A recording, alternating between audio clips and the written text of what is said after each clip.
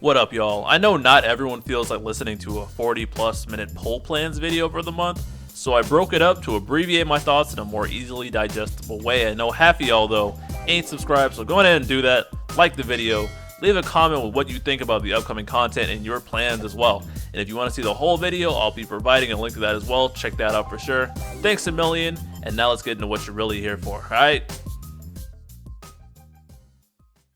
First, we have Yuna, one of my favorite characters in Chapter 3, Act 4, Part 1. That was a mouthful. I'm going to try to be objective here, but it's going to be very difficult. I have run Yuna tons, so I think I'm fairly familiar with how she works, but I'll break it down anyways. First off, she gets rework. Rework is not very impactful. Her skills now don't consume turn count. Skill 1 Esna batteries a little bit more, but you really won't notice that. It's not that big of a deal. And skill 2 heals better, batteries better, and now it's instant as well. Your skill 2 buffs also last a bit longer now, but they suck, so who cares? The LD is where the fun starts, and it's really because Yuna's base kit is such a mess, they couldn't really fix it, so they just load her weapons instead, and they really did their job this time. The attack is a triple hard-hitting HP attack, AoE, and it batteries the party afterwards, including Yuna, so it's safe. It refreshes her Valifor overhead from the EX, which is very nice for upkeep. She gets a new LD buff as well, it's really good. At base, it's a M-Brave attack up, Brave damage up for the party, which isn't that impactful, but when the party is free from debuffs, it gets even stronger. I'm usually not about numbers, but it's Yuna, so I'll make an exception here. Assuming the party has no debuffs active, then Yuna is providing this much to the party, and this is not even including her BT. 100% attack, 90% M-Brave, 20% Brave damage up, and 20% HP damage up. Yuna also got a personal 120% attack up and 40% Brave damage up for LD, so she's actually doing real damage now. It's actually kind of crazy to see. Yuna's goofy Brave and HPs finally got updated too, and they're really good now. Brave Plus is still single target, double HP attack, and it gives everybody refund, including Yuna, so she's not left wide open. HP Plus is a double HP attack with refund in between, and it batteries the party before the actual attack.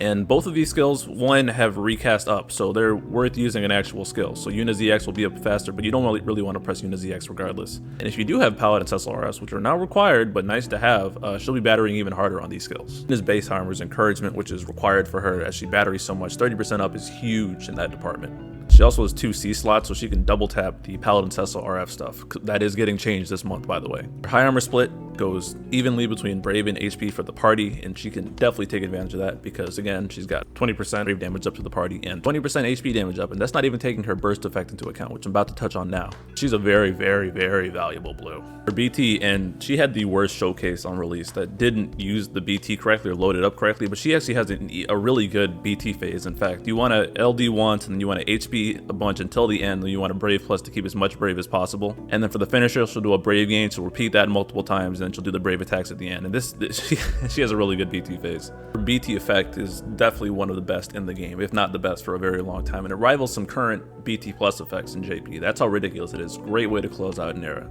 Assuming there is no debuffs active on the party, she gives 50% Brave damage to the party, 20% HP damage up, 20% Brave and HP caps up, and 20% overflow. Now if you add all this stuff together, assuming Yuna's blue and the party has no debuffs and the LD buff is up, this comes in at a whopping 100% attack, 90% M Brave, 70% Brave damage up, 30% Brave damage cap up, 40% HP damage up, and 30% HP cap up. Oh my god, Yuna friend is viable. What a timeline. Calls honestly aren't that notable, but if you need to use Esna twice, both of her calls do that, and the base call actually extends party buffs, so if for some reason you need that, sure.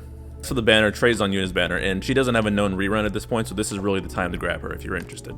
Now for my actual analysis. In practice with Yuna, you want to start with skill 2 and then LD to get all our buffs up. Skill 2 buffs really aren't that important, and honestly I forget to use it from time to time, so it's not that big of a deal, but skill 2 is a really big burst heal, so if you want to hold off and you know you'll be taking a lot of HP damage, since Yuna's actual HP regen isn't that good, you could do that. Otherwise, you're mainly just going to be pressing HP Plus with Yuna unless you need her to hold Brave afterwards, in which you press Brave Plus. I don't know which battery is better between the two skills though. Her LD buff lasts years, but refresh that when you need to, or unless you need some quick damage, and hold off on your EX generally until you really need to refresh it.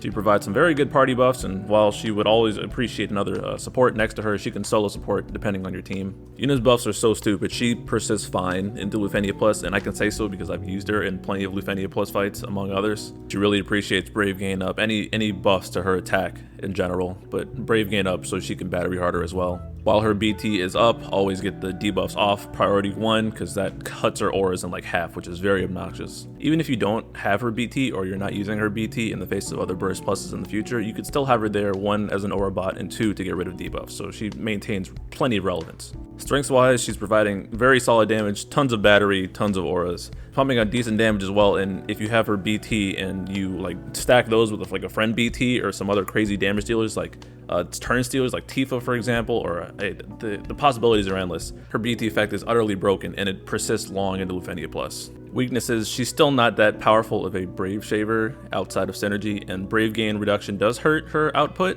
but she's still an aura bot at the end of the day, so her output isn't terribly necessary as long as you have units who can take advantage of her effects, and there are plenty of units who can take advantage of those effects, and that's not even including the caps. You become nuclear when Yuna's BT is up. Her biggest weakness is probably her biggest strength at the same time. You know, she's an Esna monster, she can help cleanse debuffs, but when debuffs are up, like her auras get like halved and it feels really bad. So like debuff heavy fights, you think like, oh, I can bring Yuna to get rid of the debuffs, but then her auras are just going to be at half capacity though most of the fight, which is really annoying to the point where it might be better to bring debuff immunity, or to, if you're going to bring Yuna regardless, just put debuff immunity beside her, but it's still an annoying quirk. One-off debuffs, that's okay, but like frequent, ugh.